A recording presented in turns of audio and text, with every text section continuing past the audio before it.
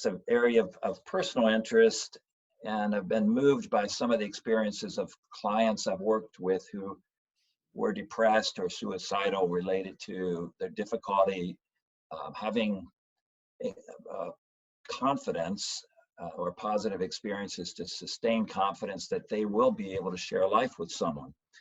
Even people, as we know, with social anxiety in general or severe shyness, for them it's going to be even more important to have at least one meaningful relationship, to not have a vision of a future where they're completely alone.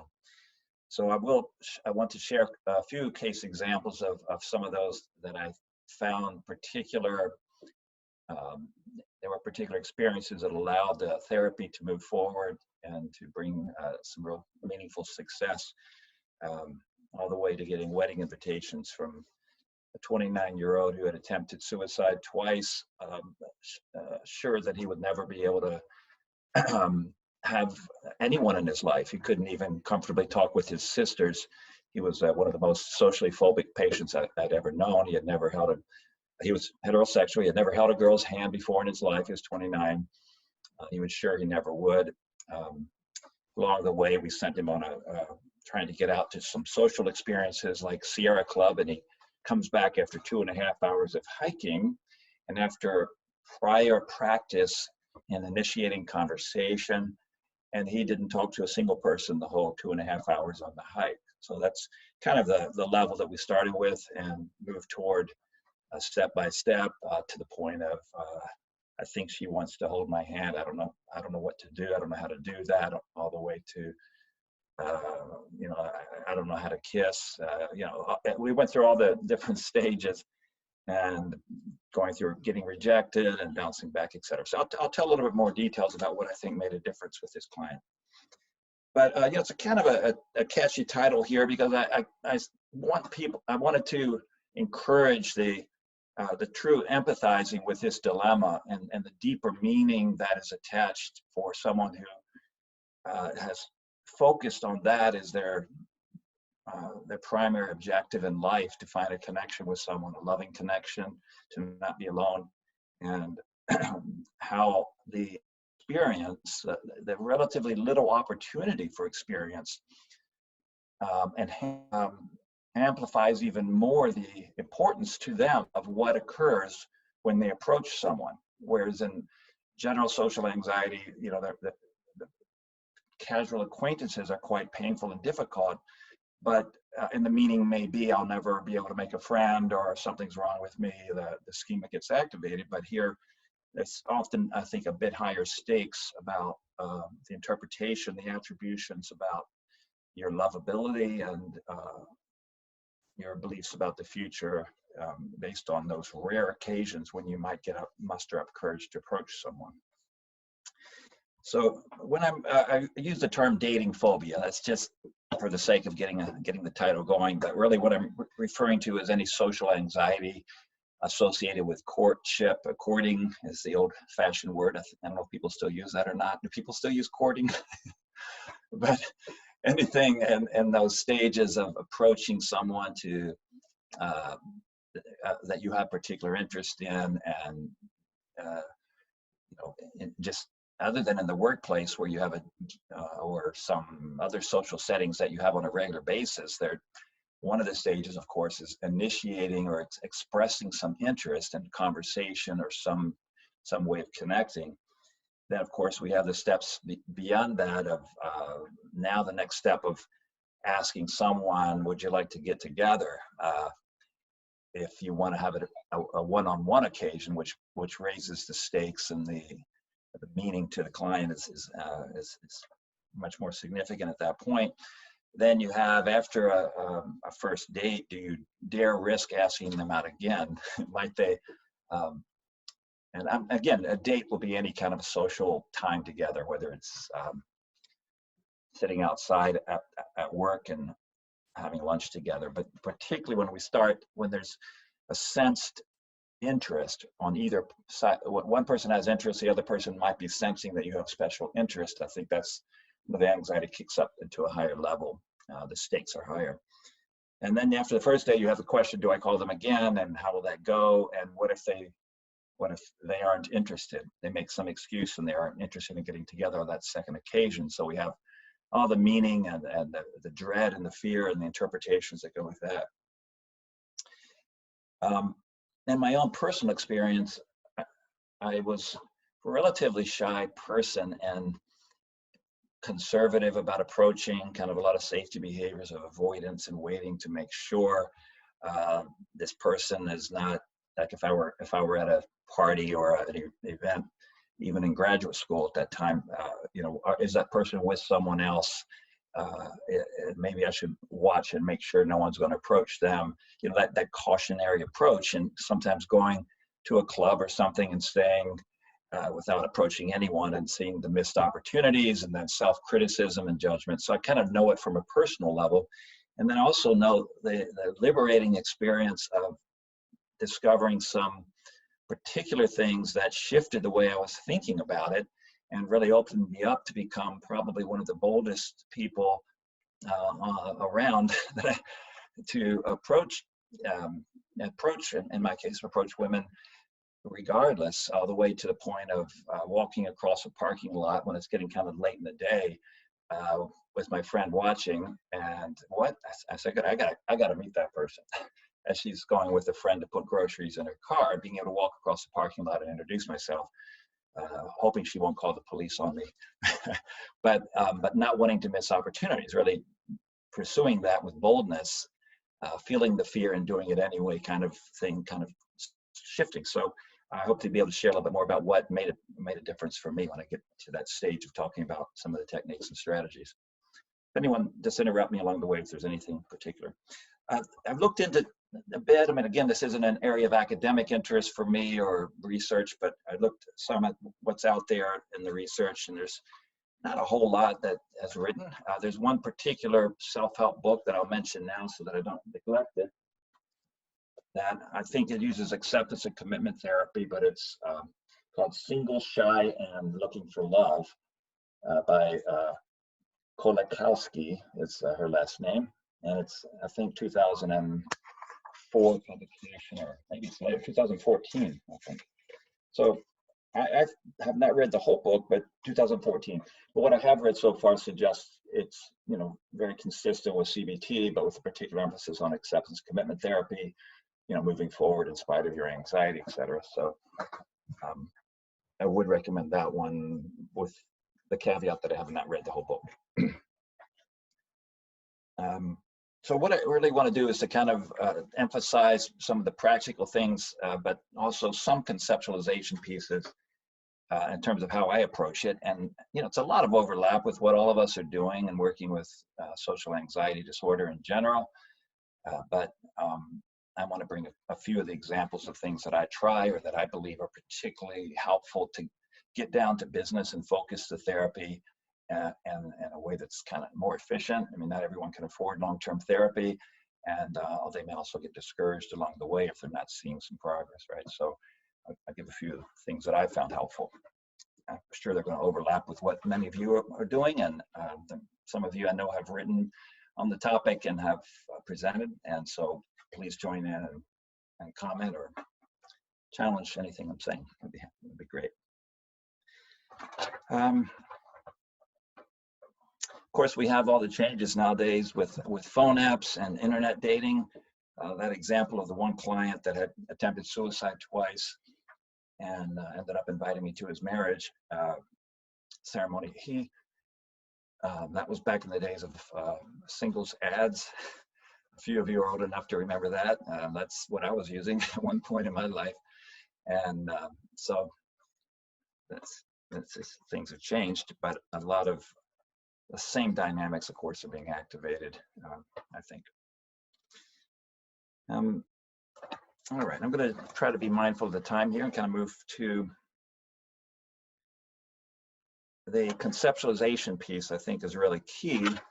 And, you know, we all know the general questions to identify, you know, the situations that are particularly anxiety producing, and so I won't bore you with trying to review that excessively. I don't think there's all that much that's unique if we just use our general skills of Socratic questioning and of looking for the underlying assumptions that are primary, core beliefs, etc.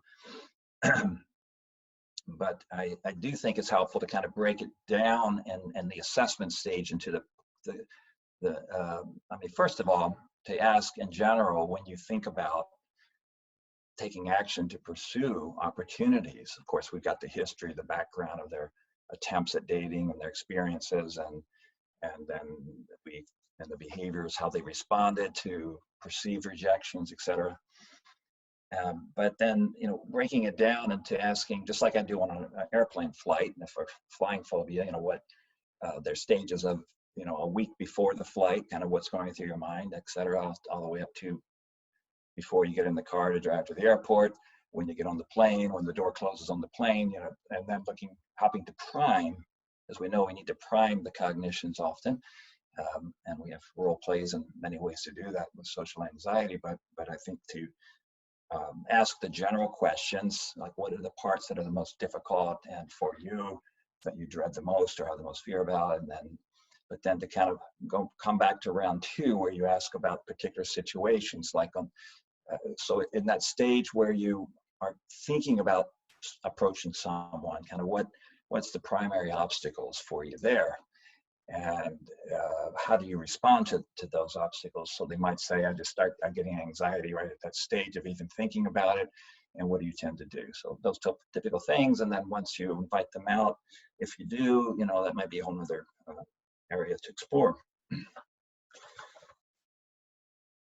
So I'm going to give a few though of the, we want to assess for pre-event, post, or anticipatory or pre-event processing, the Clark and Wells model that I think everybody's familiar with from the book Social Phobia back in '95, I think. Does that sound right? Some of you are frozen. Are you there? Hands? Okay.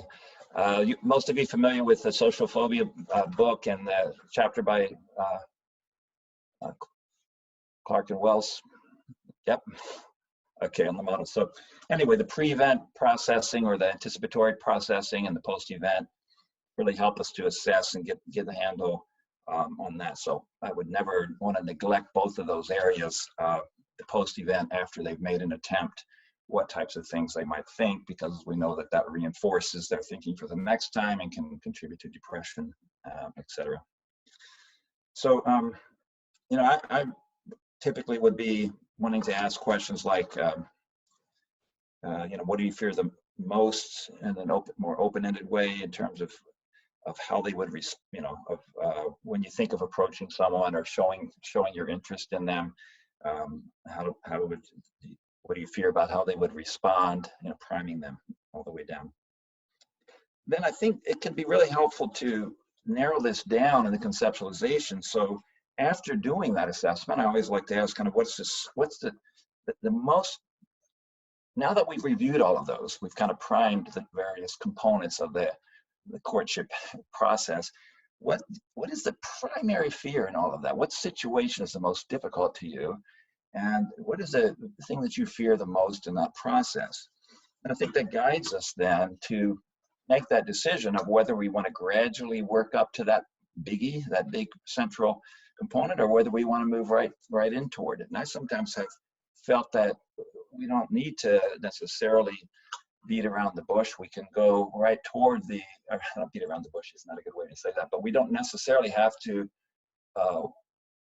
put it on a hierarchy and say, well, we'll deal with that primary fear later. I sometimes like to go right for that. And typically we know the fear of rejection is going to be, and the meaning that's attached to that's going to be the primary thing we want to hone in on.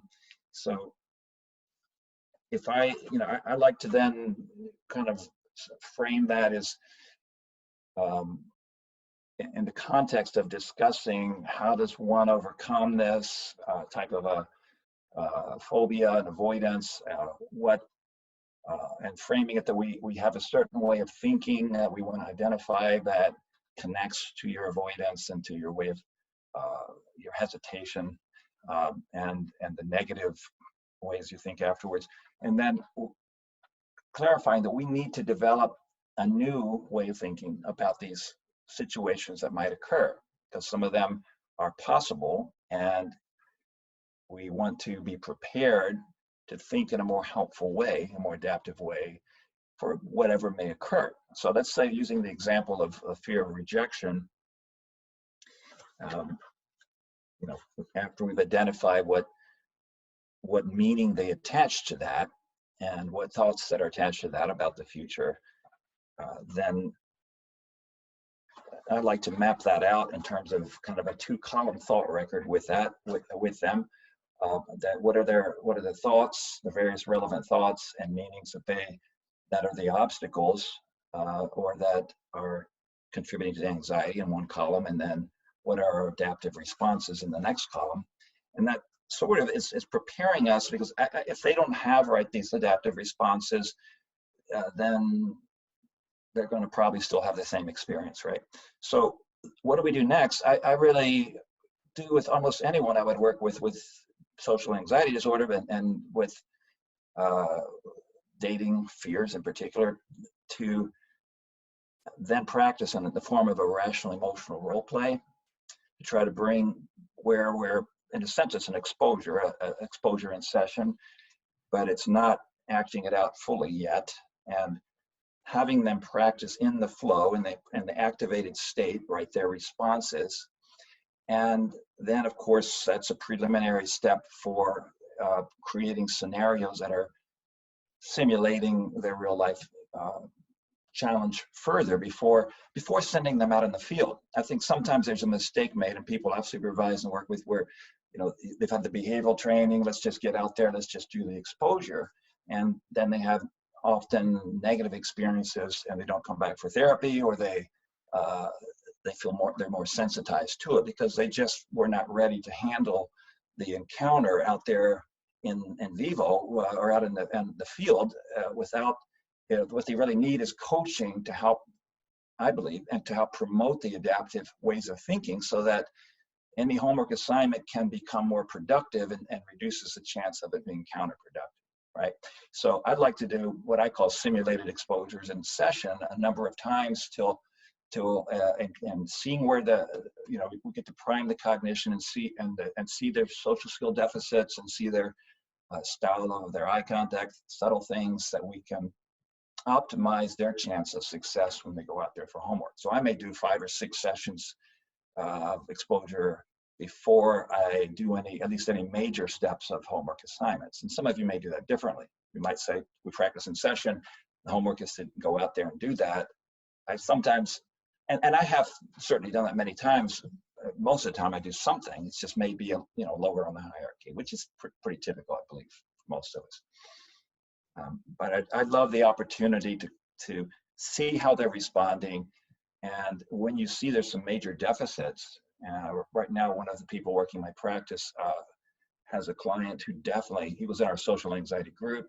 Now he's working one-on-one on getting out there with dating. That's a big goal that he has. But he has a lot of deficits in the way he talks. He's somewhat awkward. He may have some autism spectrum symptoms as part of that. And so he has a lot of failure experiences in trying to get out there. So really, I'd rather overdo the coaching a little bit at the beginning if I'm in doubt, or someone has the social skills deficits, to really help make sure they're going to increase the chances of successes when they get out there. So we know the typical things people might, have the assumptions, the maladaptive beliefs, and I like to put those in writing as well. And so you may have a separate list of, the 2-column may include these, but you may have a separate list of assumptions, and make sure that you're looking for opportunities to do behavioral experiments to test those out. For example, if I'm not sure what to say, I should just hold off on trying. Would be one of those beliefs that you would want to probably look at more logically with them, and look at the consequences, the costs of acting out of that belief. Or if I'm highly anxious, it's best to just wait. If I'm not sure if they're interested in me, then it's best to not approach.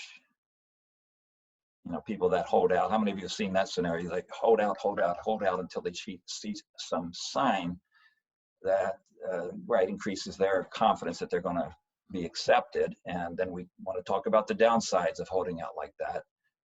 how you can't really know if someone's going to be a good match for you until you get in there and get some interaction and start getting to know them. And so that assumption that you should wait may cause missed opportunities, lost opportunities, as Siegel and others, might call that. And helping them, even to list how that trajectory of that in their future, so they strengthen their motivation to not be waiting around. If I try and they reject me, it would be just too awful to bear. It would mean I made a mistake in trying, which of course we would want to work with. That a new way of thinking is that, no, I want to be able to have some rejection experiences. That's where I like to get the people on if it's a rejection fear. I want to have rejection experiences because that's the only way I get to practice my new way of thinking about rejection. Of course, we worked on cultivating a new way of thinking, developing that and putting it in writing and then role-playing it out. So I have a whole list of possible beliefs to go through, but I think, well, the post-event processing, just to touch on a couple of examples there,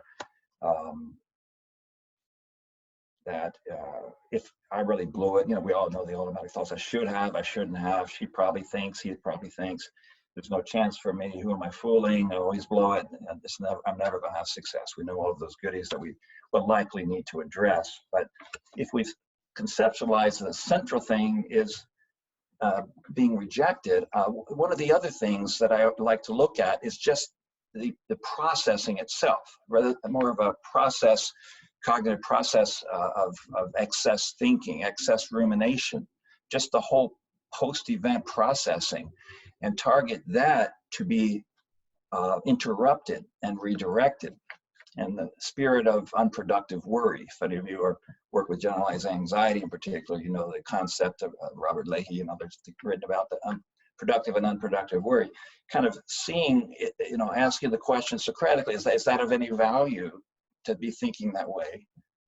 Okay, well, what parts of that might be of value? And is there a point at which it's kind of becoming almost all counterproductive thinking? And how does it affect you? Kind of to help them to appreciate the downside, the costs of allowing that, is the way I put it. I mean, we can't stop the thoughts maybe from entering your mind at the beginning, but what we want to do is to look at, is it possible that one could interrupt and redirect, and might that be helpful, rather than to listen to that cacophony of criticism and judgment, etc. So targeting the process, and that may be another focal point in the treatment. So revising on the rejection theme, revising their way of thinking about rejection, and I like to almost always frame it as, there's certain competencies or certain things that you need to be able to master if you want to be a person who really has a good shot at finding the love of your life. Or for some people, where they're at a stage where they just want to get laid. I mean, I have clients that say that's my goal right now. I hope to cultivate something more. It's maybe their macho attempt to sound like they're the tough guy, like their peers are for some of the younger ones. But I hope to help cultivate something a little deeper along the way, although that's my agenda maybe. But Jim, I've got a quick question for you when you're talking about rejection. I've worked with clients before where they do go out and they have a series of rejections, and we do post-event processing, and it becomes fairly apparent that they're not good at judging who might be an appropriate match for them. Do you know what I mean? And so how do you, so rather, I struggle with sending them back out again and again, and then, with the risk that they are continually being rejected because they don't have a good sense of, this person might be attracted to me, and because I'm attracted to her.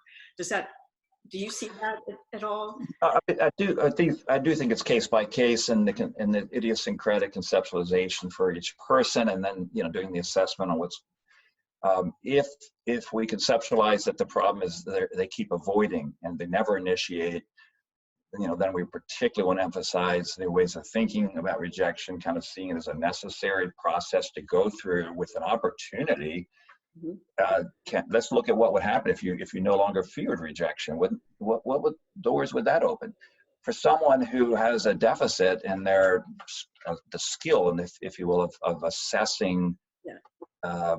that to me is a secondary one, because they're probably going to stumble across a success experience unless they have some major problem in their approach.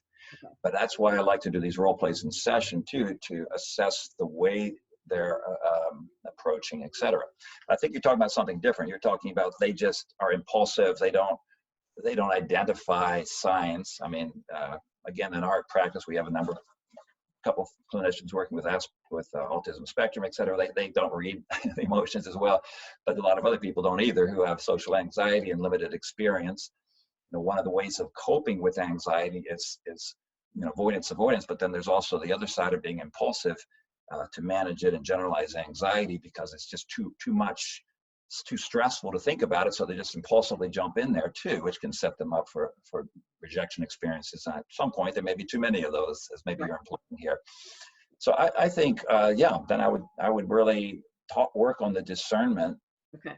of who might, how does one know in that particular case. My experience is that isn't the common one that I've encountered, but I can see where that certainly could happen. Okay. Does that make sense? Is that where you would go on discernment? Right. I mean, I have a good idea now what I'll do with him in terms of more role playing in the office. So talking about what attracts him to this girl. What do you think might sort of more trying to get him to think through that process and develop that skill. Absolutely, I think that's a key one for those people who don't have. Yes, another. Jim, can you give us a few examples, specifics? How do you reframe rejection? I heard you say a necessary learning process. Yes, and it's an opportunity. I use that word a lot. It's an opportunity, and that this is really a key, especially for someone who's been avoiding a lot. This is a key competency or ability to be able to approach, and not only that, but to be able to think in a new way about that. Because, and Socratically, what are the advantages if you aren't fearing rejection? How might that help this process or help you? I mean, what are the advantages if you could actually come into an encounter and approach, and if you're rejected, you're rejected? What would be the advantages for you? And most people will say, well, yeah, maybe I would relax more, and my natural self will come out more. Like, my sense of humor is never there when I'm anxious, but I guess if I can get over that fear of rejection, maybe I could be a more relaxed person in those encounters, and maybe my humor will come out, and I will,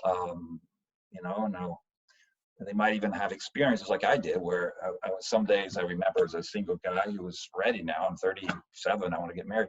I would just it'll be a day when I didn't get to sleep as much, or it just didn't feel like, and I go out and I have my best success when I'm not even trying, right? And most people have had some experience like that the trying and the getting into that mindset of, oh, I got to make this work, or how am I going to do it, or what am I going to say, actually interferes with my best sides coming out.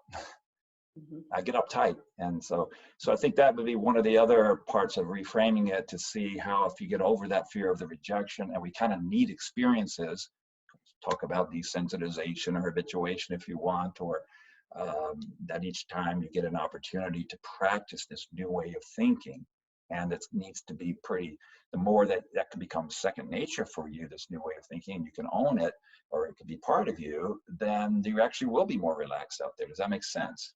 And most people have seen models of other people who seem to be so cocky, sure of themselves, confident, whatever. And you can ask the Socratic question, do you think they sit there and think about, oh my gosh, what if I get rejected? And they'll usually say, oh, no, they seem to not care. It's cool. And does that seem to be associated with success? Yeah, I think so, because they're trying, like they might talk to 7 people, and one of them might, it increases the chances. We talk about the numbers game and sales models, and the cost of being so cautious, you miss opportunities, versus if you could get over that. So I think the cost of that, the models of other, a couple thoughts coming up. And one would be for him to take notes about how the other person is approaching. That seems to be successful. So for the next few weeks, let's stop trying and just be a note get, I mean, being an observer and see what's working. What are other people doing that seem to be successful? And how do you feel about trying to adopt, model on that, to use that as a reference point and see if you could become more like that? And then you might have some values issues or some questions. Oh, I don't know. It seems like the guys that are kind of rude, you know, seem to be more successful, or they're the ones with the tattoos and the drinking, and I don't want to be that way, you know. But I would kind of address the all or nothing. I mean, could you preserve some of the parts of their approach without putting tattoos on your body, you know, whatever, and to not buy into that all or nothing thinking, you know, and craft it toward what pieces of that. I think that's a powerful thing, you know, the modeling of what others do. Have any of you heard of David D'Angelo? Any of you heard of David D'Angelo? He's on the internet big time as someone who offers trainings and seminars. He has lots of handouts and work on how he overcame his dating anxiety. And, you know, there's real social dynamics. There are groups out there that are very bold and use a lot of CBT and maybe some questionable things in their process. They have coaches, they have wing buddies to go out with you. They have even seminars in Las Vegas where you go and you stay out till 4 o'clock in the morning with wing buddies, and your assignment is to approach and do X, Y, and Z, like to put your hand on, you know, to overcome your inhibitions and to touch or to hold or to not hold, but even to pick up somebody. Tonight your challenge is to pick up somebody, and you know, well, what if they have a boyfriend? Well, you might get hit, but come on, you know, you have a good goal here. You're trying to, you know, so we got to tolerate that risk. So they use a lot of CBT. I've had clients who've been in real social dynamics, I believe it's called, that you know, there's some questionable practices. So I'm not strongly endorsing it, but I'm saying there are resources like that. And David D'Angelo, you could look up, he has a website called doubleyourdating.com, doubleyourdating.com. And so, again, I'm not endorsing him. I'm just saying these are resources some of your clients might come across and that do promote this. What came to my mind is because David D'Angelo actually talks about this from his own journey, how he saw how other people were being successful. He practiced what they were doing. He overcame his fears and inhibitions by doing that. That was his primary vehicle. So that's one of the other things. Of course, the assessment of their social skills by doing role plays, or even could they have someone videotape them, you know, but there's a little bit of risk involved in that. Or could they audio tape themselves? We're not using this in a court of law, so I don't know that that's illegal if you're not going to use it in a court of law. I think those are some of the other ideas that come to my mind. Now, what I would like to kind of make a couple comments about working with the preparation in session, the exposures in session, or the cognitive rehearsal in session. That component I think is real valuable, where I like to often model this first. And I don't know how many of you model adaptive responding or show what's plausible, but I've had some very good success with getting people quickly engaged and collaborating by showing them how it might actually be possible to handle a scenario, and even showing the contrast. I'd love to do this to show, you know, like the 2-column, you know, you show the maladaptive and the more adaptive. It's a point, counterpoint right there, clean and neat, not overcomplicated by a big thought record. That I then model it in that scenario. And so sometimes I might say, look, rather than responding to what you described as your primary fear there, let me just model something and then want to discuss it with you afterwards.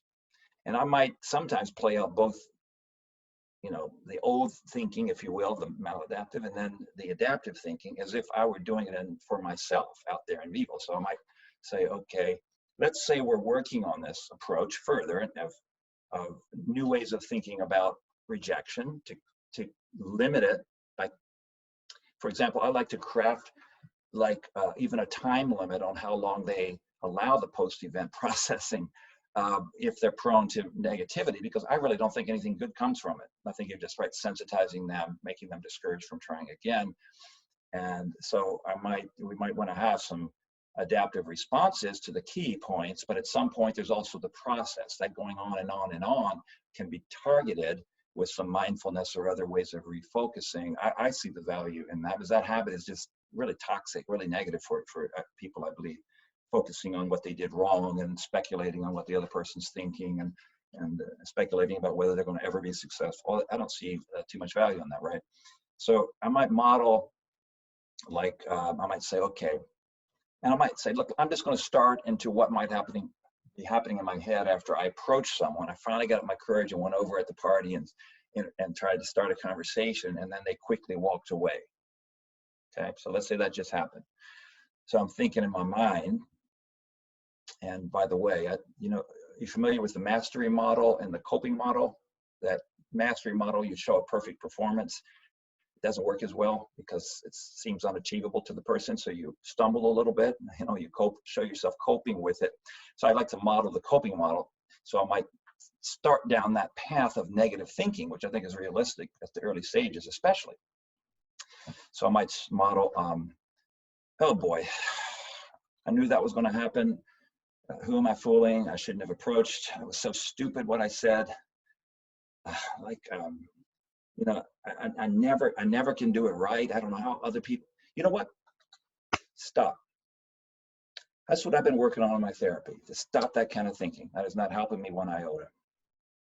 I sometimes use my right hand and my left hand. So when I'm right hand, I'm using the adaptive response. I think it's pretty obvious, but so it helps me too. I just kind of I'm shifting to the adaptive response. It's like, stop. Enough of that thinking. This is not helping me. This is what I do every time. It's not helping. I want to interrupt that. Just like I've been working on in therapy. Okay. So what's another way of thinking about what just happened there? And sort of model, like redirecting my thoughts at that point. Look, I don't know for sure why she walked away right now. Reattribution stuff, right? It may have been that she's just not wanting to meet someone right now because she might have had a bad experience in dating recently, or or maybe just the timing wasn't right at that moment. Maybe she sincerely did want to talk to that other person when she left.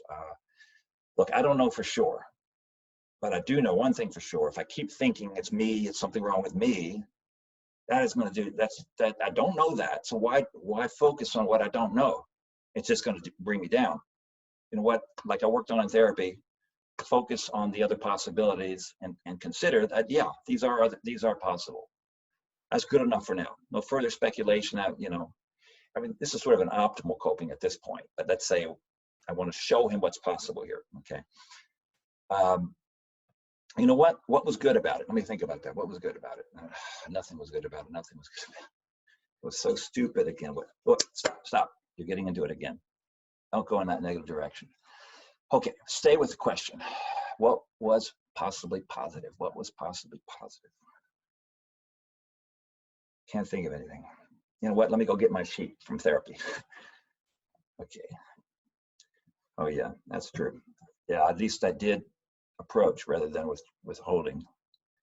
That with not even trying is guaranteed no success. At least I did approach. Is that credible? Yeah, that's true. Okay. But I still, nope, don't go there into that negativity. Okay. I did approach. What else is positive? I guess I can stop for a moment and see if there's something I would want to try differently next time. Problem solving kind of thing. So I like to model that, and then I might stop and say, what are your thoughts about what I just did right there? And then Socratically look at the advantages of being able to interrupt the thought. What pieces of that might be most helpful for you? And they might say, well, yeah, I think if I could stop that negative dialogue in my head, that probably would help. Or, I never think about any positives after something like that. So I says, okay, how about if we work on that, trying to make that more accessible to you? And what would make that more accessible? So the typical things we do in CBT, like is there a take-home sheet or something they put on their phone, or other way to prompt that, and then maybe we rehearse that. So it says, now how about you try that? And then I like to provide some exposure to their negative thoughts, if you will, in the same scenario after the event, expose them to the critical thoughts on a hierarchy. I'm going to start off not being too cruel and mean, right? But then do it at that lower level, like, oh, I shouldn't have approached, and then I have to almost always prime them and say, come on, interrupt me, okay?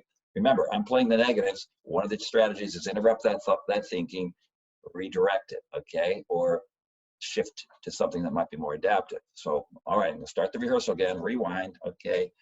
And then go back into that is more of a rational emotional role play, them practicing that interrupting. Then we might actually create a scenario where I said, look, I don't have a wig today. I can't, if it's a heterosexual example, I don't have a wig, but I'm going to pretend to be the girl, okay? I'm not going to touch you. Just bring some humor. So then I come back and say, okay, I want to ask you to ask me, like, walk across the room, literally come in the door, or stand over in the sidelines, wait till you feel a little anxiety about approaching, or you feel something, pause, and then walk toward me.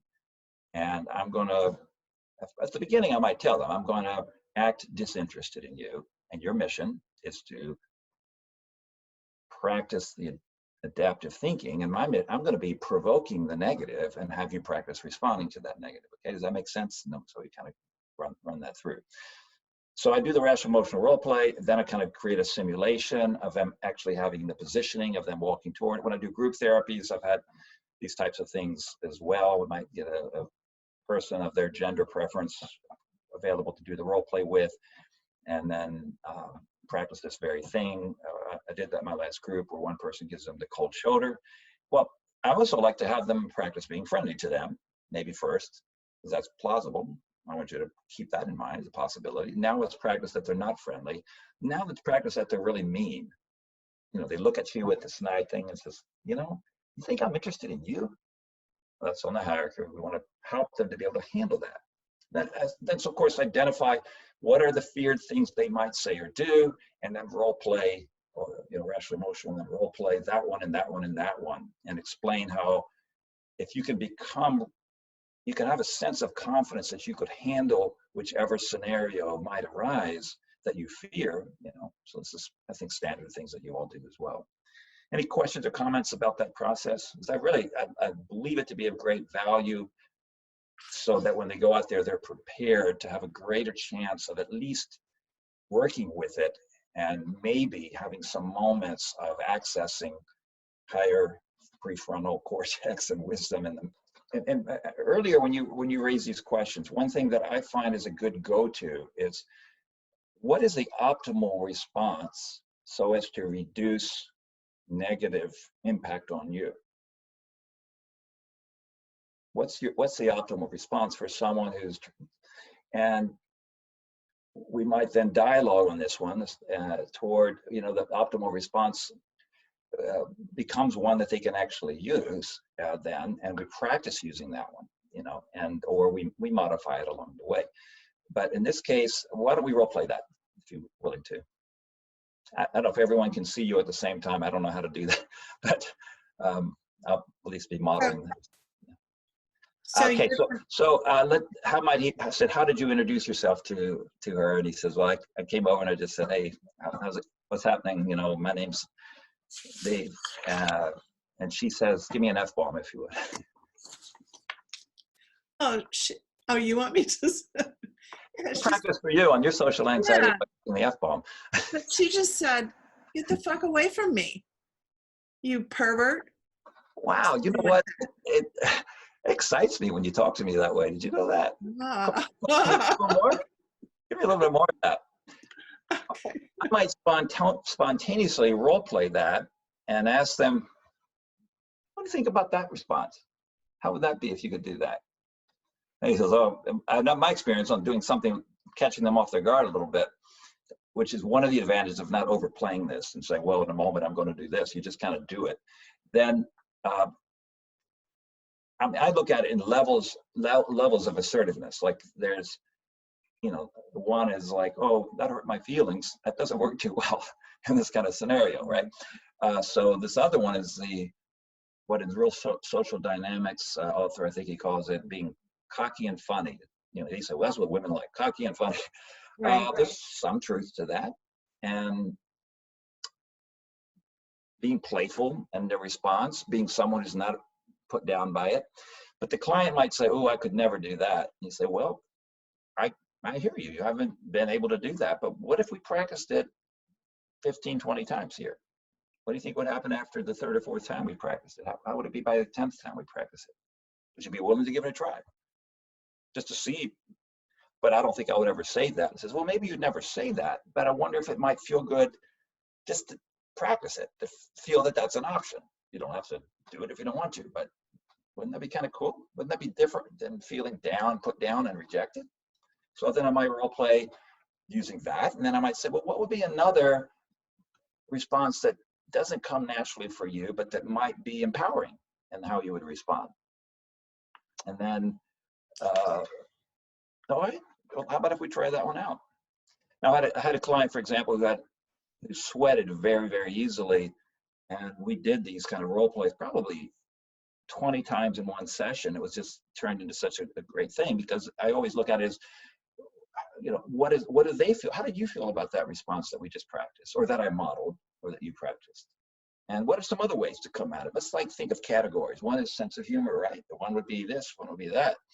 So you kind of break it down, divide and conquer, kind of help them to be more objective about the whole experience, thinking about different strategies they might use. And then they could be part collaboratively, which one would they like to try out? Which one would we kind of need? And then you also say, well, even if you never used it, might it help you to feel like you have it in your back pocket as a possibility if someone is really rude to you? What are you afraid of if you did, or, you know, whatever, you can problem solve it.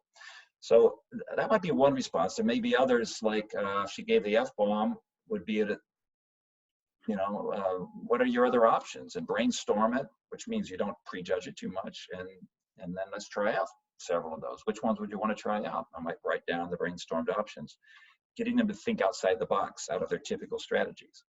Because, you know, the way you typically think about it, how's that working out for you? You know, it hasn't been working too well. So maybe we need to try something outside the box. I might use an analogy how sometimes the best breakthroughs in medicine come from an engineer, not from a doctor, right? So we got to think outside the box on it and just try it out, see what it feels like. How about that? And then I usually maybe throw in some bold alternatives or model them for them. Is that helpful? Or That's great. Thank you. I want to share a couple of examples before I run out of time of clients I've worked with. One was a short, very unattractive male. I mean, I believe in shooting straight here. He was very unattractive, probably a 2 or 3 out of 10. He was about 4'9" and had a very asymmetrical face. I'm saying that because the literature says symmetrical faces people rate as higher in attractiveness. He was balding as a 30-something-year-old guy. So he ended up feeling, he's quite depressed, clinically depressed, feeling like it's hopeless, and was not even trying anymore, but was very depressed, and it came out as part of his depression. So we talked about working on that, and the breakthrough came. I mean, he said people are not attracted to, you know, no one's attracted to me. There's always other guys in the room that they're more attracted to than me. And I believe in being honest. And so I said, well, where do you put yourself on a scale of 0 to 10 in terms of attractiveness? And I'm going to think of a number, and I'm going to ask you to think of a number. And then he said, I think he said like a 2, I believe he said. And I said, okay, so let's go with that. Let's say you're a 2 or a 3.